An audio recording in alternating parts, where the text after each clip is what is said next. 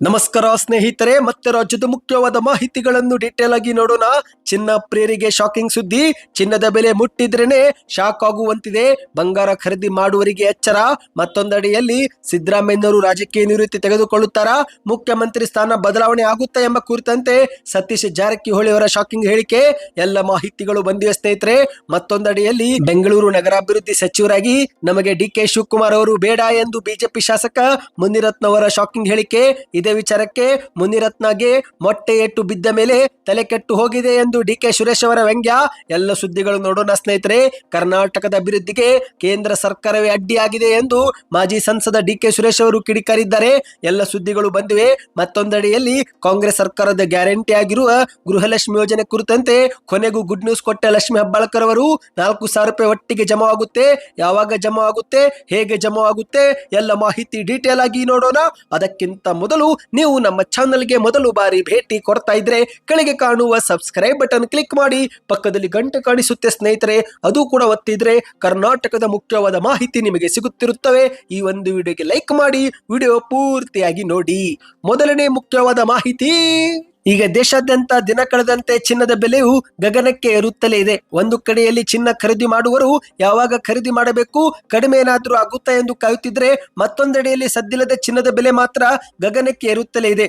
ಈಗಂತೂ ಚಿನ್ನದ ಬೆಲೆ ಮುಟ್ಟಿದ್ರೇನೆ ಶಾಕ್ ಆಗುವಂತಿದೆ. ಹೌದು ಗೆಳೆಯರೆ, ಈಗ ಒಂದು ಕಡೆಯಲ್ಲಿ ಮದುವೆ ಸೀಸನ್ ಕೂಡ ಶುರುವಾಗಿದ್ದು ಪ್ರತಿಯೊಬ್ಬರು ಕೂಡ ಚಿನ್ನ ಖರೀದಿ ಮಾಡೇ ಮಾಡ್ತಾರೆ. ಇದೇ ಒಂದು ಸಂದರ್ಭದಲ್ಲಿ ಚಿನ್ನಕ್ಕೂ ಕೂಡ ಹೆಚ್ಚು ಡಿಮ್ಯಾಂಡ್ ಬಂದಿತ್ತು. ಹಾಗಾಗಿ ಈಗ ಚಿನ್ನದ ದರ ಮತ್ತಷ್ಟು ಗಗನಕ್ಕೆ ಏರಿದೆ. ಮಾಹಿತಿಯ ಪ್ರಕಾರ ಇಂದಿನ ಚಿನ್ನದ ಬೆಲೆ 22 ಕ್ಯಾರೆಟ್ನ 1 ಗ್ರಾಂ ಚಿನ್ನ 7,990 ರೂಪಾಯಿ ಆಗಿದೆ. ಅದೇ ರೀತಿ 24 ಕ್ಯಾರೆಟ್ನ 10 ಗ್ರಾಂ ಚಿನ್ನ ಪಡೆದುಕೊಳ್ಳಬೇಕಂದ್ರೆ 88,970 ರೂಪಾಯಿ ಕೊಡಬೇಕು. ಅಂದ್ರೆ ಸ್ನೇಹಿತರೆ ಸರಿಸುಮಾರು 89,000 ರೂಪಾಯಿ ಆಗಲಿದೆ. ಈ ಮೂಲಕ ಚಿನ್ನ ಖರೀದಿ ಮಾಡುವವರು ಗೊಂದಲದಲ್ಲಿ ಮುಳುಗಿ ಹೋಗಿದ್ದಾರೆ. ಹೌದು, ಒಂದು ಕಡೆಯಲ್ಲಿ ಚಿನ್ನ ಖರೀದಿ ಮಾಡಬೇಕು ಮಾಡಬಾರದು ಎಂಬ ಗೊಂದಲದಲ್ಲಿದ್ರೆ, ಮತ್ತೊಂದೆಡೆಯಲ್ಲಿ ಚಿನ್ನದ ಬೆಲೆ ಮಾತ್ರ ಗಗನಕ್ಕೆ ಏರುತ್ತಲಿದೆ. ಹೌದು, ಇತ್ತೀಚೆಗೆ ಚಿನ್ನದ ಬೆಲೆಯು 70,000 ರೂಪಾಯಿ ಆಸುಪಾಸು ಬಂದಾಗ ದೇಶಾದ್ಯಂತ ಜನರು 60,000 ಅಥವಾ 65,000ಕ್ಕೆ ಚಿನ್ನ ಬಂದ್ರೆ ಖರೀದಿ ಮಾಡಬೇಕು ಎಂದು ಪ್ಲಾನ್ ಅನ್ನು ಹಾಕಿಕೊಂಡಿದ್ರು. ಆದರೆ ಚಿನ್ನದ ಬೆಲೆ 80,000 ರೂಪಾಯಿಗೆ ಬಂತು. ಆಗ ಮತ್ತೆ ಜನರು 70,000 ಅಥವಾ 75,000 ಬಂದ್ರೆ ಆಗ ಈ ಬಾರಿ ಖರೀದಿ ಮಾಡಿಕೊಳ್ಳುತ್ತೇವೆ ಎಂಬ ಆಸೆಯಲ್ಲಿದ್ರು. ಆದರೆ ಚಿನ್ನದ ಬೆಲೆಯು 75,000ಕ್ಕೆ ಹೋಗದೆ ಮರಳಿ ಇದೀಗ 90,000 ರೂಪಾಯಿ ಆಸುಪಾಸು ಬಂದಿದೆ. ಹಾಗಾಗಿ ಜನರು ಈಗಲೂ ಕೂಡ ಚಿನ್ನ ಖರೀದಿ ಮಾಡಬೇಕೋ ಮಾಡಬಾರದು ಎಂಬ ಗೊಂದಲದಲ್ಲಿ ಇದ್ದಾರೆ. ಮುಂದಿನ ದಿನಗಳಲ್ಲಿ ಚಿನ್ನದ ಬೆಲೆಯು 1 ಲಕ್ಷವೂ ಕೂಡ ದಾಟುವ ಸಾಧ್ಯತೆ ಇದೆ ಎಂದು ಅಂದಾಜು ಮಾಡಲಾಗಿದೆ. ಹೌದು ಗೆಳೆಯರೆ, ಇಂದು ಒಂದು ಕಡೆಯಲ್ಲಿ ಭಾರತೀಯ ಷೇರು ಮಾರುಕಟ್ಟೆ ಸತತವಾಗಿ ಬೀಳುತ್ತಿದ್ದು, ಮತ್ತೊಂದೆಡೆಯಲ್ಲಿ ಅಮೆರಿಕ ಡಾಲರ್ ಎದುರು ಭಾರತದ ರೂಪಾಯಿ ಮೌಲ್ಯವು ಕೂಡ ಸತತವಾಗಿ ಕುಸಿಯುತ್ತಿದೆ. ಈ ಮೂಲಕ ಸಹಜವಾಗಿ ಚಿನ್ನದ ಬೆಲೆಯಲ್ಲಿ ಏರಿಕೆ ಕಾಣಲಾಗುತ್ತಿದೆ ಸ್ನೇಹಿತರೆ. ಮುಂದಿನ ದಿನಗಳಲ್ಲಿ 10 ಗ್ರಾಂ ಚಿನ್ನದ ಬೆಲೆ 1 ಲಕ್ಷ ಗಡಿ ದಾಟಿದ್ರೂ ಕೂಡ ಆಶ್ಚರ್ಯ ಇಲ್ಲ. ಮಧ್ಯಮ ವರ್ಗದವರಿಗೆ ಚಿನ್ನ ಬೆಳ್ಳಿ ಖರೀದಿ ಮಾಡುವುದು ದೊಡ್ಡ ಹೊರೆಯಾಗಲಿದೆ. ಇನ್ನೀಗ ಎರಡನೇ ಮುಖ್ಯವಾದ ಮಾಹಿತಿಗೆ ಹೋಗೋಣ.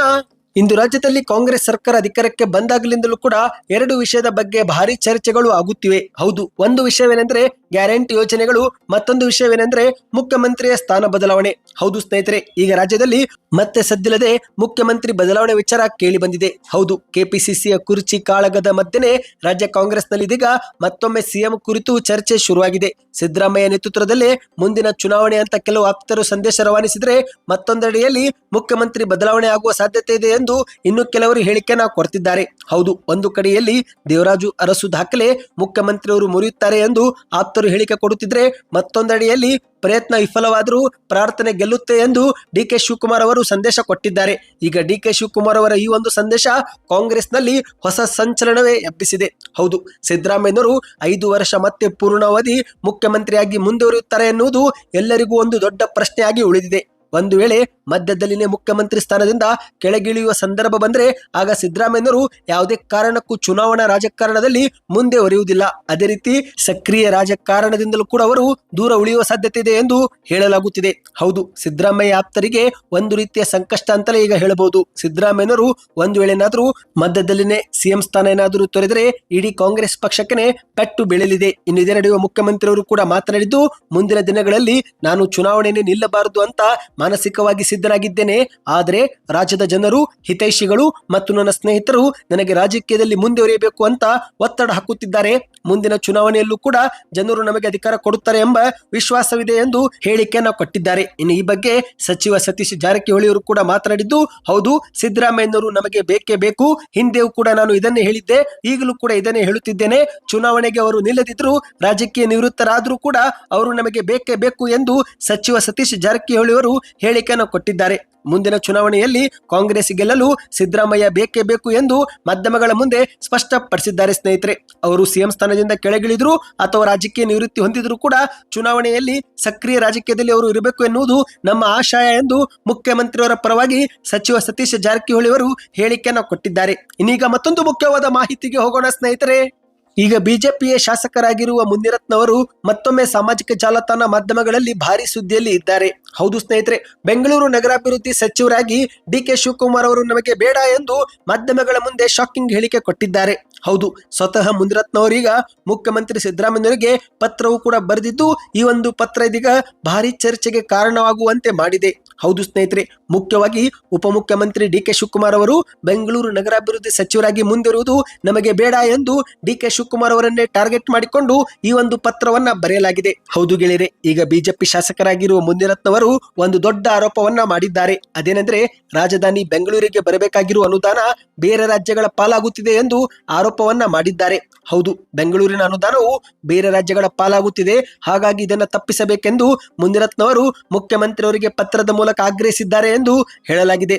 ಬೆಂಗಳೂರಿನ ನಗರಾಭಿವೃದ್ಧಿ ಸಚಿವರನ್ನ ಕೂಡಲೇ ಬದಲಾಯಿಸಿ ಎಂದು ಆಗ್ರಹಿಸಿದ್ದಾರೆ. ಡಿ.ಕೆ. ಶಿವಕುಮಾರ್ ಅವರು ನಮಗೆ ಬೆಂಗಳೂರು ನಗರಾಭಿವೃದ್ಧಿ ಸಚಿವರಾಗಿ ಬೇಡ, ಬದಲಿಗೆ ರಾಮಲಿಂಗಾರೆಡ್ಡಿ, ಕೆ.ಜೆ. ಜಾರ್ಜ್, ಕೃಷ್ಣ ಬೈರೇಗೌಡ ಇಲ್ಲವೇ ದಿನೇಶ್ ಗುಂಡೂರಾವ್ ಅವರನ್ನೇ ಬೆಂಗಳೂರು ನಗರಾಭಿವೃದ್ಧಿ ಸಚಿವ ಸ್ಥಾನ ಕೊಡಿ ಎಂದು ಮನವಿಯನ್ನ ಮಾಡಿದ್ದಾರೆ. ಸ್ನೇಹಿತರೆ, ಈ ಮೂಲಕ ಡಿ.ಕೆ. ಶಿವಕುಮಾರ್ ಹಾಗೂ ಮುನಿರತ್ನವರ ನಡುವೆ ಇದೀಗ ವಾಕ್ಸಮರ ಜೋರಾಗಿದೆ. ಹೌದು, ಇತ್ತೀಚೆಗೆ ಬೆಂಗಳೂರಿನಲ್ಲಿ ಮುನಿರತ್ನವರ ತಲೆಗೆ ಮೊಟ್ಟೆಯಿಂದಲೂ ಕೂಡ ಅಟ್ಯಾಕ್ ಮಾಡಲಾಗಿತ್ತು. ಆಗಲೂ ಕೂಡ ಮುನಿರತ್ನವರು ಡಿ.ಕೆ. ಶಿವಕುಮಾರ್ ಅವರ ವಿರುದ್ಧವೇ ಗಂಭೀರ ಆರೋಪ ಮಾಡಿದ್ರು. ಈಗ ಮತ್ತೊಮ್ಮೆ ಬಾರಿ ಡಿ.ಕೆ. ಶಿವಕುಮಾರ್ ಅವರಿಂದಲೇ ಬೆಂಗಳೂರಿಗೆ ಬರುತ್ತಿರುವ ಅನುದಾನ ಬೇರೆ ರಾಜ್ಯಗಳ ಪಾಲಾಗುತ್ತಿದೆ ಎಂದು ಆರೋಪವನ್ನ ಮಾಡಿದ್ದಾರೆ. ಇನ್ನು ಇದೊಂದು ಕಡೆ ಆದರೆ ಮತ್ತೊಂದೆಡೆಯಲ್ಲಿ ಡಿ.ಕೆ. ಶಿವಕುಮಾರ್ ಅವರ ವಿರುದ್ಧ ಮಾಡಿದ್ದ ಈ ಒಂದು ಆರೋಪಕ್ಕೆ ಸಹೋದರರಾಗಿರುವ ಡಿ.ಕೆ. ಸುರೇಶ್ ಅವರು ಮುನಿರತ್ನ ಅವರಿಗೆ ತಿರುಗೇಟು ಕೊಟ್ಟಿದ್ದಾರೆ. ಹೌದು, ಮುನಿರತ್ನನ ತಲೆಗೆ ಮೊಟ್ಟೆ ಏಟು ಬಿದ್ದ ಮೇಲೆ ತಲೆ ಕೆಟ್ಟು ಹೋಗಿದೆ ಎಂದು ಮಾಧ್ಯಮಗಳ ಮುಂದೆ ವ್ಯಂಗ್ಯವಾಡಿದ್ದಾರೆ. ಬೆಂಗಳೂರಲ್ಲಿ ಮಾತನಾಡಿದಂತ ಡಿ.ಕೆ. ಸುರೇಶ್ ಅವರು ಇಂದು ರಾಜ್ಯದ ಬಿಜೆಪಿಯವರು ಮೆಟ್ರೋ ಟಿಕೆಟ್ ದರ ಏರಿಕೆ ವಿರುದ್ಧ ಪ್ರತಿಭಟನೆಯ ನಾಟಕ ಮಾಡುವ ಬದಲು ಕರ್ನಾಟಕಕ್ಕೆ ಬರಬೇಕಾಗಿದ್ದಂತ ತೆರಿಗೆ ಹಣ ಕೊಡಿಸಲಿ ಎಂದು ಸವಾಲು ಹಾಕಿದ್ದಾರೆ. ಒಳ್ಳೆಯ ಕೆಲಸ ಮಾಡದೇ ಇದ್ರೂ ಕನಿಷ್ಠ ಕೆಟ್ಟ ಕೆಲಸ ಮಾಡುವುದರಲ್ಲಿ ಬಿಜೆಪಿಯವರು ಎತ್ತಿದ ಕೈ ಎಂದು ವಾಗ್ದಾಳಿ ಮಾಡಿದ್ದಾರೆ. ಕರ್ನಾಟಕದ ಅಭಿವೃದ್ಧಿಗೆ ಕೇಂದ್ರ ಸರ್ಕಾರವೇ ಅಡ್ಡಿಯಾಗಿದೆ ಎಂದು ಮಾಜಿ ಸಂಸದ ಡಿ.ಕೆ. ಸುರೇಶ್ ಅವರು ವಾಗ್ದಾಳಿ ಮಾಡಿದ್ದಾರೆ. ಇನ್ನು ಇದೇ ನಡುವೆ ಮಾಧ್ಯಮದವರು ಇಂದು ಹೆಚ್ಚು ರಾಜ್ಯಗಳು ತೆರಿಗೆ ಪಾಲು ಕೇಳುವುದು ಸಣ್ಣತನ ಎಂದಿರುವ ಕೇಂದ್ರದ ಸಚಿವ ಪಿಯೂಷ್ ಗೋಯಲ್ ಅವರ ಹೇಳಿಕೆ ಬಗ್ಗೆ ಕೇಳಿದಾಗ ಅದಕ್ಕೆ ಆಕ್ರೋಶ ವ್ಯಕ್ತಪಡಿಸಿದಂತ ಡಿ.ಕೆ. ಸುರೇಶ್ ಅವರು ರಾಜ್ಯಗಳ ಸಣ್ಣತನ ಎನ್ನುವುದಕ್ಕಿಂತ ರಾಜ್ಯಗಳ ಆರ್ಥಿಕ ಸ್ಥಿತಿಯನ್ನು ಕೇಂದ್ರ ಸರ್ಕಾರವೇ ಹಾಳು ಮಾಡುತ್ತಿದೆ. ಇತರೆ ರಾಜ್ಯಗಳಲ್ಲಿ ನಮ್ಮ ತೆರಿಗೆ ಹಣವನ್ನು ಕೇಂದ್ರದ ಬಿಜೆಪಿ ಸರ್ಕಾರ ಅಲ್ಲಿ ಖರ್ಚು ಮಾಡ್ತಿದೆ. ಇಂದು ದಕ್ಷಿಣ ಭಾರತದಲ್ಲಿ ಎಲ್ಲೂ ಕೂಡ ಬಿಜೆಪಿಯ ಸರ್ಕಾರ ಇಲ್ಲ, ಹಾಗಾಗಿ ದಕ್ಷಿಣ ಭಾರತಕ್ಕೆ ಸದಾ ಅನ್ಯಾಯ ಮಾಡಲಾಗುತ್ತಿದೆ. ಹಾಗಾಗಿ ಜನ ಈಗ ಎಚ್ಚೆತ್ತುಕೊಳ್ಳಬೇಕಾಗಿದೆ ಎಂದು ಡಿ.ಕೆ. ಸುರೇಶ್ ಅವರು ಹೇಳಿಕೆ ಕೊಟ್ಟಿದ್ದಾರೆ. ಇನ್ನು ಇದೇ ನಡುವೆ ಮಾಧ್ಯಮದವರು ಬಿಜೆಪಿ ಶಾಸಕ ಮುನಿರತ್ನವರು ಬೆಂಗಳೂರು ಅಭಿವೃದ್ಧಿ ಆಗುತ್ತಿಲ್ಲ, ಸುಮಾರು 20 ವರ್ಷಗಳ ಹಿಂದಕ್ಕೆ ಬೆಂಗಳೂರು ಹೋಗಿದೆ, 35% ಲಂಚ ಕೇಳಲಾಗುತ್ತಿದೆ ಎನ್ನುವ ಆರೋಪ ಮಾಡಿದ್ದಾರೆ ಎಂದು ಹೇಳಿದಾಗ ಅದಕ್ಕೆ ತಿರುಗೇಟು ಕೊಟ್ಟಂತ ಡಿ.ಕೆ. ಸುರೇಶ್ ಅವರು ಈ ಒಂದು ಹಿಂದೆ ಮುನಿರತ್ನವರ ತಲೆಗೆ ಮೊಟ್ಟೆ ಏಟು ಬಿದ್ದಿದೆ, ಆಸಿಡ್ ದಾಳಿಯಾಗಿಯೂ ಕೂಡ ಪೆಟ್ಟು ಬಿದ್ದಿದೆ, ತಲೆಗೆ ಏಟಾಗಿ 1-2 ಇಂಚು ಒಳಗೂ ಕೂಡ ಹೋಗಿದೆ, ಹೀಗಾಗಿ ತಲೆ ಕೆಟ್ಟು ಹೋಗಿದೆ ಅನಿಸುತ್ತೆ, ಮತ್ತೊಮ್ಮೆ ಅವರು ಪರಿಶೀಲಿಸಿಕೊಳ್ಳಬೇಕು ಎಂದು ಮಾಧ್ಯಮಗಳ ಮುಂದೆ ವ್ಯಂಗ್ಯವಾಡಿದ್ದಾರೆ. ಇನ್ನು ಇದೀಗ ಕೊನೆ ಮುಖ್ಯವಾದ ಮಾಹಿತಿಗೆ ಹೋಗೋಣ ಸ್ನೇಹಿತರೆ. ಅದಕ್ಕೂ ಮೊದಲು ನೀವು ಕೂಡ ಗೃಹಲಕ್ಷ್ಮಿ ಯೋಜನೆ ಫಲಾನುಭವಿಗಳಾಗಿದ್ರೆ ಕಮೆಂಟ್ ನಲ್ಲಿ ಗುಡ್ ನ್ಯೂಸ್ ಅಂತ ಕಮೆಂಟ್ ಮಾಡಿ. ಹೌದು ಸ್ನೇಹಿತರೆ, ಈಗ ರಾಜ್ಯದ ಎಲ್ಲ ಮಹಿಳೆಯರಿಗೆ ಒಂದು ಗುಡ್ ನ್ಯೂಸ್ ಬಂದಿದೆ. ಈ ಒಂದು ಹಿಂದೆ ಬೆಳಗಾವಿಯಲ್ಲಿ ಕಾರು ಅಪಘಾತದಲ್ಲಿ ಬೆನ್ನು ಮೂಳೆ ಮುರಿತ ಪರಿಣಾಮ ರೆಸ್ಟ್ ಮಾಡುತ್ತಿದ್ದಂತ ಸಚಿವಲಕ್ಷ್ಮಿ ಹೆಬ್ಬಾಳ್ಕರ್ ಅವರು ಈಗ ಸ್ವಲ್ಪ ಆರೋಗ್ಯ ಚೇತರಿಕೆ ಆಗುತ್ತಿದ್ದಂತೆ ಮಾಧ್ಯಮಗಳ ಮುಂದೆ ಬಂದು ಮಹಿಳೆಯರ ಗೊಂದಲಕ್ಕೆ ಬ್ರೇಕ್ ಹಾಕಿದ್ದಾರೆ. ಕಳೆದ 3 ತಿಂಗಳಿನಿಂದ ಗೃಹಲಕ್ಷ್ಮಿ ಯೋಜನೆ ಹಣ ಜಮಾವಾಗದ ಹಿನ್ನೆಲೆಯಲ್ಲಿ ಮಹಿಳೆಯರು ಆತಂಕಕ್ಕೆ ಒಳಗಾಗಿದ್ದು, ಹಾಗಾಗಿ ಸಚಿವ ಲಕ್ಷ್ಮಿ ಹೆಬ್ಬಾಳ್ಕರ್ ಅವರು ಇದೀಗ ಒಂದು ಭರವಸೆ ಕೊಟ್ಟಿದ್ದಾರೆ. ಹೌದು, ನಿಮ್ಮ ಖಾತೆಗೂ ಸ್ನೇಹಿತರೆ ಕಳೆದ 3 ತಿಂಗಳ ಗೃಹಲಕ್ಷ್ಮಿ ಯೋಜನೆ ಹಣ ಜಮಾವಾಗಿಲ್ಲವೆಂದರೆ ಯಾವುದೇ ಚಿಂತೆ ಪಡುವ ಅವಶ್ಯಕತೆ ಇಲ್ಲ. ಏಕೆಂದ್ರೆ ಸರ್ಕಾರದ ಮಟ್ಟದಲ್ಲೇ ಕೆಲವು ಸಮಸ್ಯೆಗಳ ಕಾರಣ ಹಣ ಜಮಾ ಮಾಡುವುದು ವಿಳಂಬವಾಗಿದೆ ಎನ್ನುವ ಮಾಹಿತಿ ಲಭ್ಯವಾಗಿದೆ. ಸ್ವತಃ ಸಚಿವೆ ಲಕ್ಷ್ಮಿ ಹೆಬ್ಬಾಳ್ಕರ್ ಅವರು ಈ ಬಗ್ಗೆ ಸ್ಪಷ್ಟಪಡಿಸಿದ್ದಾರೆ. ಹೌದು, ಮಾಧ್ಯಮಗಳ ಮುಂದೆ ಮಾತನಾಡಿದಂತ ಲಕ್ಷ್ಮಿ ಹೆಬ್ಬಾಳ್ಕರ್ ಅವರು ಇಂದು ರಾಜ್ಯದ ಕೆಲವು ಜಿಲ್ಲೆಗಳಿಗೆ 15ನೇ ಕಂತಿನ ಹಣ ಜಮಾವಾಗಿಲ್ಲ. ಅದೇ ರೀತಿ 16 ಮತ್ತು 17ನೇ ಕಂತು ಕೂಡ ಜಮಾ ಆಗುವುದು ಬಾಕಿ ಇದೆ. ಈ 3 ಕಂತಿನ ಹಣ ಒಟ್ಟಿಗೆ ಜಮಾ ಮಾಡಲು ಆಗೋದಿಲ್ಲ. ಹಾಗಾಗಿ ಫೆಬ್ರವರಿ ತಿಂಗಳ ಕೊನೆ ವಾರದಲ್ಲಿ 15 ಮತ್ತು 16ನೇ ಕಂತಿನ 4,000 ರೂಪಾಯಿ ಜಮಾ ಮಾಡಲಾಗುತ್ತೆ. ಮುಂದಿನ ತಿಂಗಳು 17 ಮತ್ತು 18ನೇ ಕಂತಿನ ಮತ್ತೆ 4,000 ರೂಪಾಯಿ ಜಮಾ ಮಾಡಲಾಗುತ್ತೆ ಎಂದು ಹೇಳಿಕೆಯನ್ನು ಕೊಟ್ಟಿದ್ದಾರೆ. ಹಣಕಾಸು ಇಲಾಖೆಯಿಂದ ನಮ್ಮ ಇಲಾಖೆಗೆ ದುಡ್ಡು ಬಂದು 15 ದಿನವಾಗಿದೆ. ಈ ಒಂದು ಹಣವನ್ನು ತಾಲೂಕು ಪಂಚಾಯಿತಿ ಮೂಲಕ ಬಿಡುಗಡೆ ಮಾಡಲಾಗುತ್ತಿದ್ದು, ಇದು ನಮಗೂ ಕೂಡ ಹೊಸದಾಗಿರುವ ಕಾರಣ ಸಮಸ್ಯೆ ಎದುರಾಗಿದೆ. ಆದರೆ ಮುಂದಿನ ತಿಂಗಳಿನಿಂದ ಸರಿಯಾದ ಸಮಯಕ್ಕೆ ಹಣ ಜಮಾ ಆಗುತ್ತೆ ಎಂದು ಮಾಧ್ಯಮಗಳ ಮುಂದೆ ತಿಳಿಸಿದ್ದಾರೆ. ಈ ಮೂಲಕ ಗೃಹಲಕ್ಷ್ಮಿಯರಿಗೆ ಒಂದು ರೀತಿ ಗುಡ್ ನ್ಯೂಸ್ ಸಿಕ್ಕಂತಾಗಿದೆ. ಸದ್ಯಕ್ಕೆ ಎಷ್ಟಾಯ್ತು ಸ್ನೇಹಿತರೆ, ಈ ಒಂದು ವಿಡಿಯೋ ಇಷ್ಟವಾಗಿದ್ರೆ ದಯವಿಟ್ಟು ಪ್ರತಿಯೊಬ್ಬರು ವಿಡಿಯೋಗೆ ಲೈಕ್ ಮಾಡಿ. ಹೆಚ್ಚಿನ ಮಾಹಿತಿ ಪಡೆಯಲು ನಮ್ಮ ಚಾನಲ್ಗೆ ಸಬ್ಸ್ಕ್ರೈಬ್ ಮಾಡಿ. ವಿಡಿಯೋ ಇಷ್ಟವಾಗಿದ್ರೆ ಸೂಪರ್ ನ್ಯೂಸ್ ಎಂದು ಕಮೆಂಟ್ ಮಾಡ್ತಾ ನಿಮ್ಮ ಗೆಳೆಯರಿಗೂ ಕೂಡ ವಿಡಿಯೋ ಶೇರ್ ಮಾಡಿ.